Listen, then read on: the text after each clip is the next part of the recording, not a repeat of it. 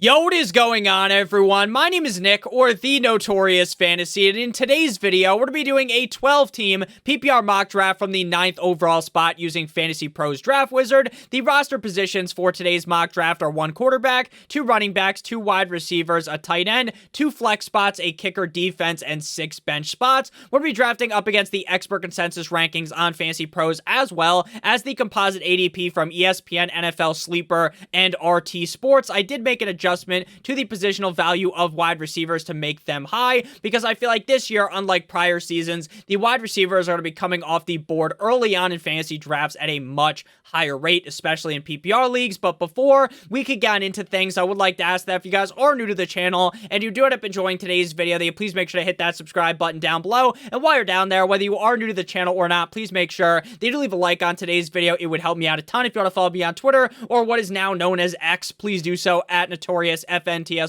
So without further ado, let's get into this 12-team PPR mock draft from the 9th overall spot. So the 9th overall spot is very interesting in drafts this season, because it really depends on who you want to get at the 109 based upon how many wide receivers go ahead of you. There are going to be some drafts where it is more traditional. There's a lot more running backs going early on, but there might be some drafts where 5 wide receivers go in the first 8 picks, and you might be able to finesse yourself a guy like Bijan Robinson onto your roster. Now, that obviously does not happen in this scenario, because Justin Jefferson, McCaffrey, Jamar Chase, Cooper Kupp, Austin Eckler, Bijan Robinson, Tyreek Hill, and Travis Kelce are the first 8 picks. I would have been ecstatic to get Bijan Robinson on my team at the 109. I have seen it happen tons of times, but this time that will not be the case. Travis Kelce going at a spot where I am fine drafting him. I've talked about this a bunch. I get why people might want to take Travis Kelce at the 104, the 105, the 106, but at the 108 is where I start to feel a lot more comfortable. In a lot of situations, the big 3 running backs are already gone: McCaffrey, Eckler, and Bijan. And the big 4 wide receivers are gone, right? My S-tier wide receivers, my S-tier running backs are all off the board, so I'm more likely to take Travis Kelce at the 108 in a situation like that. So looking at the board here, best players available, looking at running backs: Barkley, Pollard, Chubb, Jonathan Taylor. Best receivers available: Stephon Diggs, CeeDee Lamb, A.J. Brown, Adams, St. Brown, as well as Garrett Wilson. So for me, this is a pretty clear pick. I do have Nick Chubb ranked ahead of Saquon Barkley, so I think I'd rather take this shot on Nick Chubb being available for me in the 2nd round over taking Saquon Barkley here. We are going to go with my highest ranked wide receiver, Stephon Diggs. I think Stephon Diggs is really just an incredibly safe pick with a decent amount of upside. We all know how great Josh Allen is, how good of a deep ball he throws. We all obviously also know how great Stephon Diggs is. This is a team that brought in Dalton Kincaid in the NFL draft, but I don't think that's too much added competition for Stephon Diggs. I still do believe Diggs is obviously the clear number 1 option in this offense. I think the Bills offense is going to be really good this season yet again. So getting Stephon Diggs at the 109, again, it doesn't make my balls tingle when I select Stephon Diggs, but I'm also not mad to do it, right? I just feel perfectly average, perfectly fine about doing it. After Stephon Diggs, we see Saquon Barkley, CeeDee Lamb, Devontae Adams. The 2nd round opens with A.J. Brown, Amon-Ra St. Brown, and Tony Pollard. I would be ecstatic if in every draft Devontae Adams started to get the respect that he deserves, and he is a 1st round pick. But I'm seeing in a lot of drafts still, he falls into the 2nd round. People are nervous, shaking in their boots, because Jimmy Garoppolo is the quarterback. Devontae Adams literally bent defenses over without the use of lube when Jarrett Stidham was the starting quarterback. So you better believe Devontae Adams is going to be able to succeed with Jimmy G under center. So looking at our pick here, to me, it really is a no-brainer. Amon-Ra, A.J. Brown, Devontae Adams, the receivers I kind of wanted at the 204 are gone. 9-inch Nicholas Chubb does fall to us. Now, I know if you're someone who watches a lot of these mock drafts, I have been all over Nick Chubb in the early 2nd round. I think Nick Chubb might even be deserving of being a 1st round pick. Again, I think this Cleveland Browns offense is going to look really good. They lose Kareem Hunt. There is the added pass-catching upside of Nick Chubb. And again, I don't think Deshaun Watson is some bag of fucking dust like he was last season. I think Nick Chubb and Deshaun Watson are going to have great seasons this year. I think Deshaun Watson Again, he might not be that former MVP Deshaun Watson that literally looked like he could have been the best quarterback in the NFL. Maybe he's just the 10th best quarterback in the NFL, and that is way better than what we got at the end of last season. So after Nick Chubb, Jalen Waddle waddled away, waddle till the very next day. Garrett Wilson, Jonathan Taylor, Josh Jacobs, Chris Olave, Derrick Henry, Pat Mahomes, Josh Allen, DK Metcalf opens the third round, followed by Mark Andrews, Ramondre Stevenson, Jahmyr Gibbs, Jalen Hurts, Joe Mixon, Breece Hall, Keenan Allen. I point this out in every mock draft. It's interesting to see where the big three, Mahomes, Allen, and Hurts quarterbacks come off the board. I am definitely a lot more comfortable in the third round selecting them, but as I do more and more of these mock drafts, it's became more apparent to me that if I really wanted, say, Allen or Mahomes, at the 211, the 210, like if I really wanted one of those guys, I might have to pull the trigger in the late second, which just feels gross to me. So I probably wouldn't end up doing it, but I think that is going to be the normal in a lot of drafts. Jonathan Taylor in the second round right now, with all of these unknowns about his contract, that is just a big no-no for me. Could Jonathan Taylor play week 1? Could he be a top 5 running back? Could he bounce back? Fuck yes. But am I confident drafting him in the second round right now, not knowing if he's even going to be there week 1? Maybe he just holds out the whole season. He has no leverage to do so, but maybe he does. So looking at the board here, Nick Chubb, Stephon Diggs on our team. A lot of running backs have came off of the board, so I'm glad I snagged Nick Chubb when I did. Looking at the backs available, Najee Harris, Travis Etienne, Aaron Jones, Kenneth Walker. I am basically on Najee Harris, my opinion is if he falls to me in the fourth round, I'm fine taking him because I got him and I think he's just going to be okay. I'm not ecstatic to select him. I'm not disappointed with him. I definitely like Aaron Jones more than him, but I think we can wait till the fourth round to select either one of those guys. I'm starting to think that I'm going to move Calvin Ridley potentially into the top 12 of my wide receiver rankings ahead of guys like T. Higgins and Devontae Smith.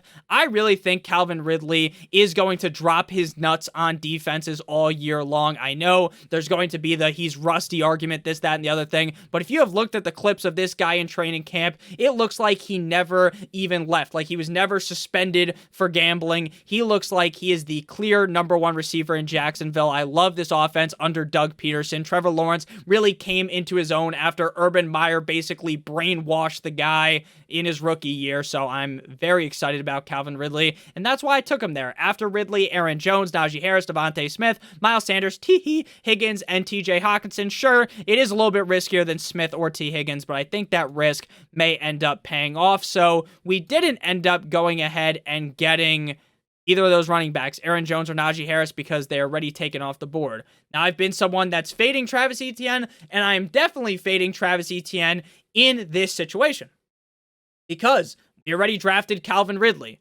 Now, I am normally fine. I think the Jaguars will be a great offense, drafting a running back and a receiver on the same team early on if they are on a great offense. But I'm not uber confident in Travis Etienne. I really do think there is a chance that Tank Bigsby ends up stealing a lot of that pass catching work, maybe gets that third down role, becomes the goal line back on the team, and that severely hurts Travis Etienne's value week in and week out, even if the Jacksonville Jaguars are blowing a load on the defense every single game. So we're not going to go running back here. We're probably going to end up going with a wide receiver. The big 3 tight ends came off the board. I don't even know if you want to consider them the big 3. Kelsey, Hawkinson, and Andrews off the board. So with Hawkinson coming 1 pick before us, I love Darren Waller, but I'm not fiending. I'm not jonesing, scratching my fucking face like a crack addict here to draft Darren Waller in the 4th round. Like, you might be able to get him in the 7th round, so there's really no need to reach and do that. Again, I'm not on the Travis Etienne bandwagon here, so I'm going to go receiver. Amari Cooper, Debo, Chris Godwin, Hopkins, Judy, best available. For me, it's Amari Cooper. Again, I am all in on this Cleveland Browns offense. I'm going to draft 2 players that are on the Cleveland Browns offense. That is how confident I am. My first 2 of 4 picks are going to be on guys that are on the exact same team. I am all over this offense. I think Chubb is going to have a lot of upside again, especially with that pass catching abilities added back here with Kareem Hunt gone. I think Amari Cooper's the clear wide receiver 1. I know he has that injury tag, but he returned to individual drills. 10 days ago. It doesn't seem like this is a serious injury. This was a guy that was putting up great numbers with Jacoby Brissett. So if Watson really is that guy, I think Amari Cooper is going to have the added upside of maybe Watson really does lock in. Maybe he does go back to that MVP form. I think you could have went with other receivers there, but again, I'm not in on Deebo Samuel. I didn't really want to draft him there. There are other receivers, like I guess I could have talked myself into maybe DeAndre Hopkins there, but in the early fourth, I think that might be a little too pretty of a penny to pay. I probably would have, if I didn't want to go with Amari Cooper, would have just talked myself into drafting Lamar there at that spot. So after we went ahead and drafted Amari Cooper came Travis Etienne, Jerry Jeudy, Kenneth Walker, Deebo Samuel, Chris Godwin, Dameon Pierce, Terry McLaurin, George Kittle. The fifth opens with Rashad White, DeAndre Hopkins, Joe Shiesty, Lamar Jackson, DJ Moore, Wiki, Drake London, Deontay Johnson, and Christian Kirk. So we're back up on the clock here. Rashad White in the fifth round. You are just praying to the football gods that Baker or maybe even Kyle Trask might fucking start. Like, that's how bad things are getting. Baker has been an interception machine, turning the ball over at high rate. I don't know, man. I don't want to do it with Rashad White. I really don't. I get it. There's not a lot of running back depth on that team, but I can't do it. I just can't do it. Looking at the board here, we have Calvin Ridley already, so this might be a chance to stack. Now, I'm not going into drafts looking to stack in redraft. In best ball, it is needed. Like, if you don't stack, your chance of winning has decreased mightily. In redraft, you don't need to stack, but if I'm not reaching for the stack and I can get Trevor Lawrence matched with Calvin Ridley, I'm going to be happy about it again. I'm not going into the draft being like, I need to stack my quarterback with my receiver. I didn't enter the draft thinking I need to get Josh Allen with Stephon Diggs. But if you fall ass backwards into it at a decent value, I don't hate doing it, because we all know that if if Calvin Ridley has a huge game, right? If Calvin Ridley hangs 30 points on a defense, Calvin Ridley has one of his best games ever, then Trevor Lawrence probably also threw for a zillion yards. He threw for those touchdowns. You get those double points on those touchdown connections. That's why I like stacking. Again, I don't think you need to necessarily go into your draft thinking I need to stack, but if it falls your way, I'm definitely excited about doing it. Watson, Lockett, Ayuk, Pittman, best wide receivers available. You guys already know what it is here. If you've been watching a lot of my videos, if you're new, make sure you hit that subscribe button, hit that like button. We're going Christian Watson here. It is like taking candy from a baby in the fifth round when Christian Watson is there. I think Christian Watson could be a fourth round pick. I understand there's the risk of Jordan Love. I understand that people are nervous about that, and maybe they think Christian Watson is a one-year wonder, a fucking one-hit wonder, right? But I don't think he is. I legitimately think Christian Watson is a great NFL wide receiver. They have Jaden Reed. They have Romeo Doubs behind him. But I think Watson's the clear number one guy. It was very clear that when they were giving him opportunities, he was succeeding. I know going from Aaron Rodgers to Jordan Love isn't the best, but that was not the best version of Aaron Rodgers, and we were still able to see Christian Watson succeed. I think you could have went with Lockett at that pick as well, but there's an argument to make that Lockett halfway into the season could be the wide receiver 3 on the Seahawks. I see no way Christian Watson, unless there's an injury to him, even gets demoted to the wide receiver 2 in terms of targets after Lockett. In my pocket skirt, we see Justin Herbert, J.K. Dobbins, Brandon Ayuk, Cam Akers, and Mike Williams. So we have a legitimate discussion to have in our brain right here. Do we want to go? We already have 2 wide receivers starting in our lineup. We have our 2 flexes as wide receivers. So do we want to jump back in the wide receiver bandwagon here? You know, there's a chance Watson's a miss. Maybe Cooper's a miss, right? And you have another option. There's injuries at wide receiver. So you go Pittman, Hollywood Brown, Mike Evans, John Dotson. Or do you want to go running back? Connor, Madison, Kamara still available. We only have Nick Chubb. Or do we want to go with quarterback? Now, we previously talked about the idea of stacking Lawrence with Mr. Calvin Ridley. But as you can see, Justin Fields is still available, and I have Justin Fields ranked higher than Mr. Trevor Lawrence. And again, what we talked about with the art of the stack is that I don't want to be reaching for the stack, and I think taking Lawrence ahead of Fields would be a reach. By looking at the draft board here, we can see that 1, 2, 3, 4, 5 teams ahead of us have a quarterback, and 3 teams do not. So do we think that both of these teams will take, or 2 out of 3 of these teams will take a quarterback before we come back to pick again? Or are we willing to risk it for the biscuit? I personally think that team number 6 here, they're needing receivers, right? They have Bijan, Jonathan Taylor, Joe Mixon, Kenneth Walker. So I don't know if they'll take a quarterback. These 2 teams here, they need running backs because they have a lot of wide receivers. This team has a bunch of wide receivers and a tight end. So utilizing the draft board can help you make educated decisions in the draft. Now, obviously, I'm still taking a risk because there's a chance that by the time things come back, one of these guys still take a quarterback. And I acknowledge that that is very possible, but I think in this situation, I am going to take more of the risk here and not go with the quarterback here. Looking at tight end, Waller, Goddard, Pitts still available. I like Waller, but I'm fine waiting. I think we're going to go running back, secure RB2. I've been smash drafting Madison, but I think this time we're going to go with James Conner. I definitely feel more confident in Madison compared to Conner, but if you look at Conner's stats with versus without Kyler Murray, he actually has been one of the best running backs in fantasy football without Kyler Murray there.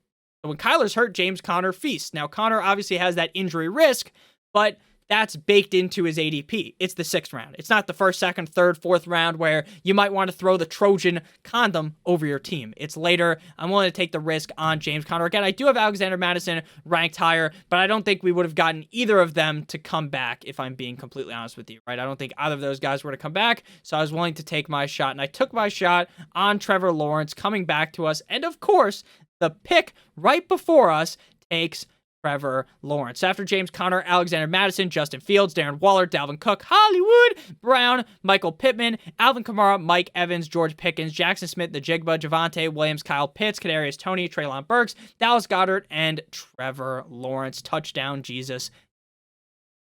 So we're still without a quarterback, and we're still without a tight end. With Lawrence and Mr. Justin Fields coming off the board, I am now in a spot where I am fine waiting for the other quarterbacks to get drafted and then just taking another one. We have taken such a heavy bet on Cleveland. I get that this heavy bet probably involves Watson smashing, but if Watson sucks maybe early on, maybe it does take even more time.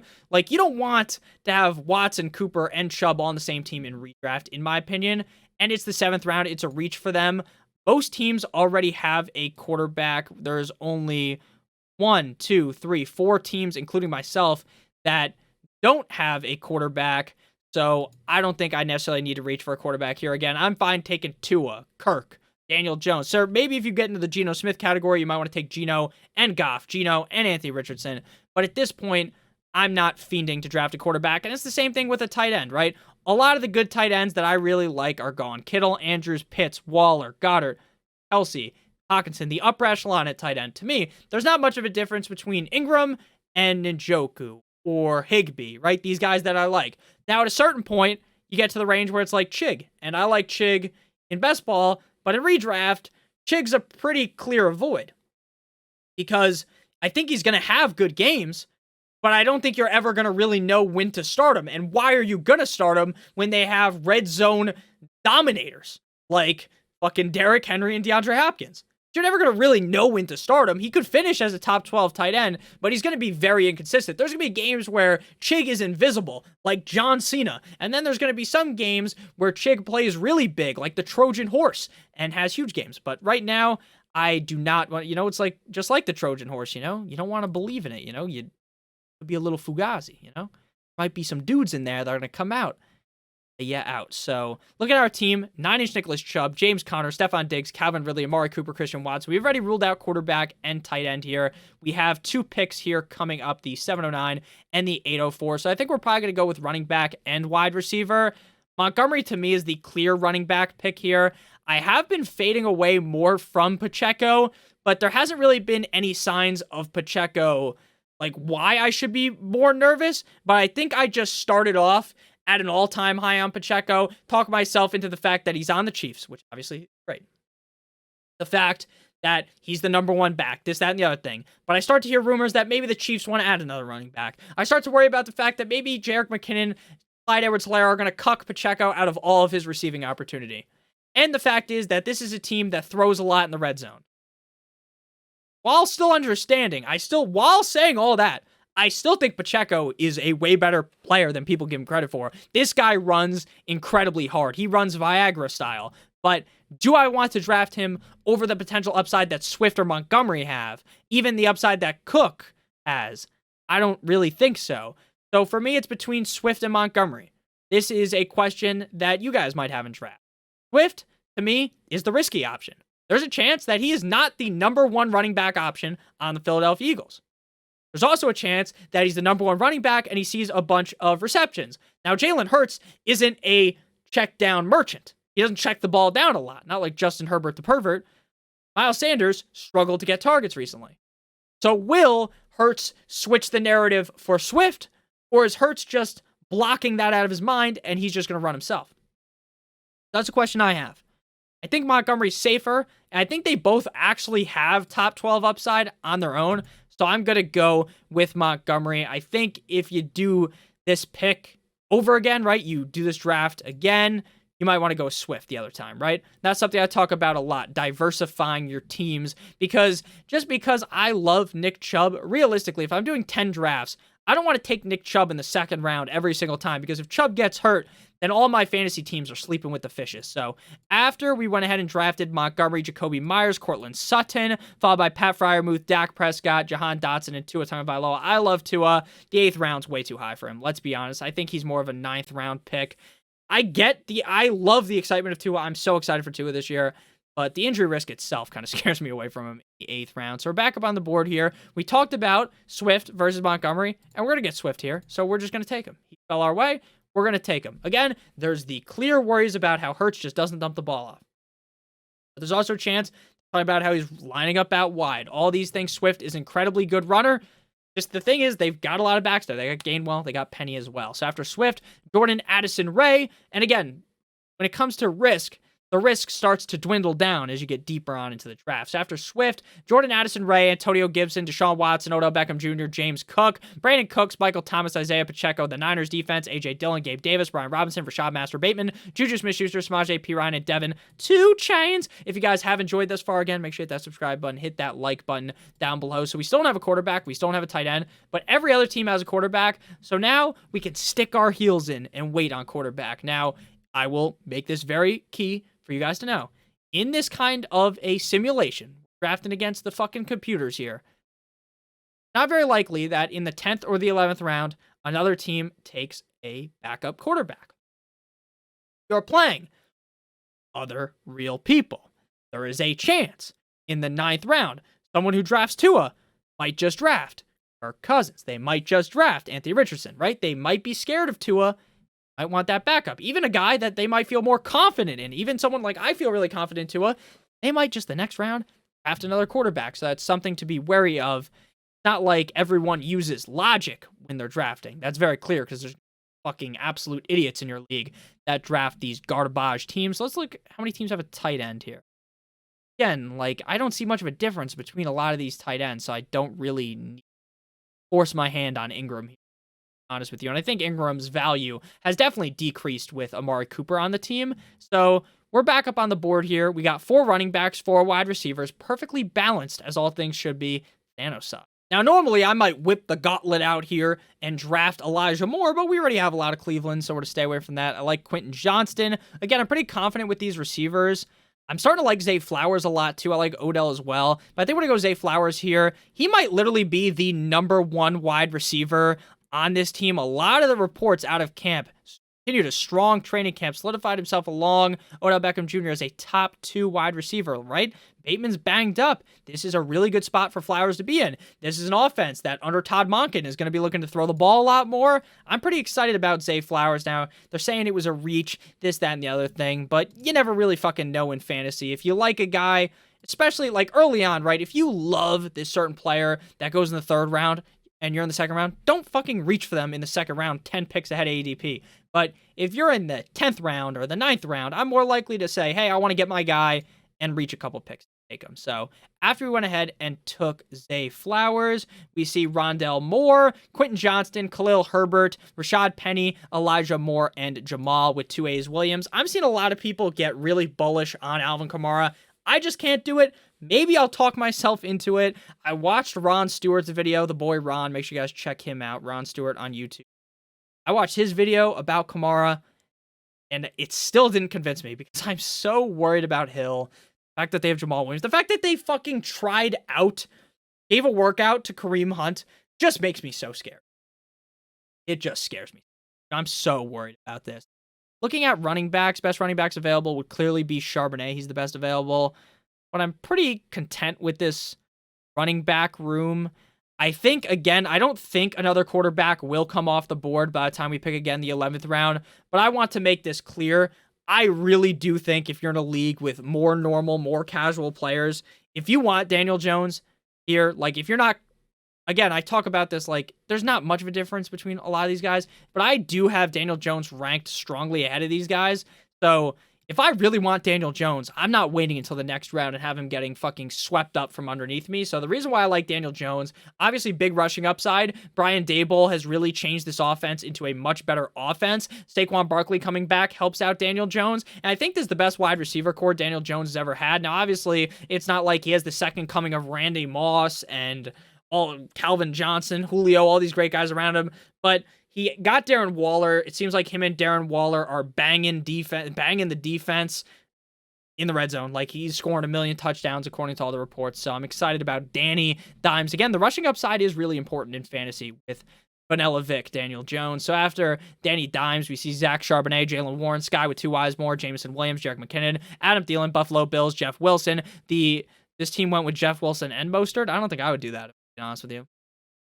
I like them both, but I don't think I would do that. Elijah Mitchell, who's banged up right now. Alan Lazard, Kendre Miller, Tyler, Boyd, Van Jefferson, Damian Harris, and Devin Singletary. Back up on the clock here. We still don't have a tight end. Evan Ingram is continuing to fall, but I don't know, man. I do really feel like Evan Ingram is going to get shafted by the fact that Calvin Ridley is there. I think at some point, though, even if I have 2 guys on Cleveland, 2 guys on Jacksonville starting in the lineup most times, like at some point it's just a value. It's not like I'm not going in here again entering thinking I need Evan Ingram, but if he falls here to the 11th round, I'm just going to take him. And I'll talk about another tight end that I probably would have taken instead of him because again, he fell probably 25 picks-ish past ADP. So after Evan Ingram, Darnell, here comes the Mooney, Greg Dulcich, Kenneth Gainwell, David Njoku, Tyler Algier, and Kirko Chains. So I was pretty correct, right? Someone was bound to eventually take another backup quarterback. Probably going to go running back here. I want Bigsby. He's the guy I like the most here. So I guess we'll just take receiver. I want to pigeonhole ourselves into another Jacksonville Jaguars player. We're going to go receiver. Normally I go Nico Collins in this spot. I think this time we are going to go with Romeo Doubs, but we already have Watson. Nah, I'm not going to do that. We're going to go with the boy. You know what? I think this is a scenario where, and again, sorry if I'm going all over the place, but I just talk while I think. I think we're going to go another tight end. I think, let's make sure. So Evan Ingram by 9, Schultz by 7. Schultz played really good in Dallas. He's now in a situation where he could be seemingly the number 2 target in that offense. I think CJ Stroud's going to be pretty solid. I think there's an offense that's going to be able to move the ball. So while I have to make the decision every single week on which tight end I want to start, now I'm not necessarily just a Jacksonville Jaguars fan every single week having Evan Ingram and Calvin Ridley in every single week. So after Schultz, Bigsby, Chig, Higbee. So we made the right move. If we wanted a second tight end, we kind of had to take him there. Chig, Higbee, Zay Jones, Gerald Everett, Donovan Peoples-Jones, Nico Collins, Donta Foreman. The 13th opens with Zeke, Cordell Patterson, Dalton Kincaid, Leonard Fournette, Juwan Johnson, Aaron Rodgers, Cowboys defense, and Romeo Doubs. Definitely going to go with another running back here. Jerome Ford did get banged up. He's the handcuff for Monsieur and 9-inch Nicholas Chubb. Zamir White seems kind of like a free pick here, right? Josh Jacobs, I don't think he's going to hold out, right? I talked about this in the video earlier. Saquon Barkley folded so easily. They offered him like $900,000 more and he folded. Now, I would do the same fucking thing. But I thought this was going to be a hoorah, running backs matter, this, that, and the other thing. Running backs need to get the bag. And he folded within days. It wasn't like it was weeks. It was within mere seconds. And I made this joke earlier, so sorry if you heard it already, but it's like when you're in an argument with your girlfriend, right? You're real pissed off at her. You don't even want to talk to her. You're so mad, this, that, and the other thing. Got in some stupid argument again, because normally when you argue with your significant other, it's about something that is so fucking stupid. The stupid argument you're in, and you're like, whatever, I'm going to bed, I'm going to sleep, this, that, the other thing. You're getting into an argument, you're getting heated, and then she just whips her titties out, and you're like, you know what? You know what? That didn't matter, right? It is what it is, right? That's like, you fold on the situation. It is what it is, right? Let me lick those or something like that, you know? But that's what Saquon Barkley did. There's all this back and forth, the running back Zoom call, and then he folds. I think Josh Jacobs is going to fold as well, but Zamir White, there's been some positive reports for him out of camp, as well as just in general about his work ethic in the offseason. So after Zamir White, Eagles, Chuba Hubbard, Carter, Jared Goff, Jerome Ford, and Gus Bus Edwards. So we have 1, 2, 3, 4, 5 running backs. I think that's fine for this kind of league because we're reasonably going to be starting 1, 2, 3, 4 receivers every single week. We need another receiver for this squad. And we know this late, you're just taking upside. You're just taking a guy that you think could be the number 1 receiver on the team. Or a guy that you think might become the wide receiver 2 on a high-scoring offense. Like MVS, I don't think he's going to be the number 2 receiver on the Chiefs. But if you thought that, it would make sense to take him here. Tyquan, if you think he's the number 2 receiver on the Patriots, you think the Patriots are going to get better, you can take him here. You think Paris Campbell could be the wide receiver 1 on the Giants, go ahead and take him here. The Giants have so many slot receivers that it's crazy. They've set an all-time record. I think Renfrow might get cut by the Raiders. I think Osborne's the number 2 behind Addison, even though the team talking about how Osborne is the number 2 guy. Do you remember when Justin Jefferson wasn't a top 2 receiver on the Vikings depth chart, and then Justin Jefferson proceeded to skull fuck the entire NFL? We're going to go this time with Darius Slayton. I still think that Isaiah Hodgins is going to be the guy, but I'm just trying to sprinkle late in drafts a guy on the Giants, right? A guy that could be the number 1 receiver on the New York Football Giants, because the number 1 receiver on that offense is going to have a lot of value. Even if you don't like the Giants offense, you just have to realize that the number 1 receiver on any offense is going to have value. Same thing with the Texans, the Panthers, these teams that you can kind of like fucking Alex Pereira do his celebration, like Katniss Everdeen you can zoom in on late.